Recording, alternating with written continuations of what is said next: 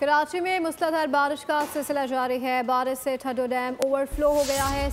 सैराब गोट और खमीसो गोट में 4 फीट पानी जमा हो गया।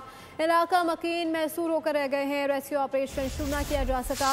अहले इलाका ने हुकाम से मदद की अपील कर दी है।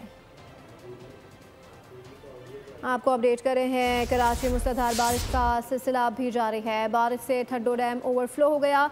सैराब गोट और खमीसो गोट में 4 फीट पानी जमा हो गया। इलाका मकीन महसूर होकर रह गए हैं।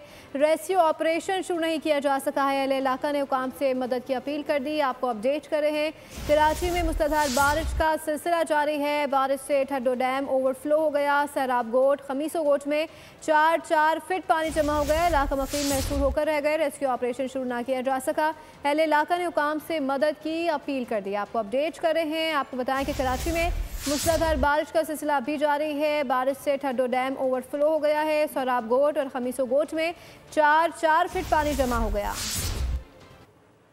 जाने बरत जाए, अब तक किसी किस्म का रेस्क्यू टीम 1 घंटे से ज्यादा हो चुका है, एक भी नहीं पहुंचा। टाउन चेयरमैन को हिदायत दी गई।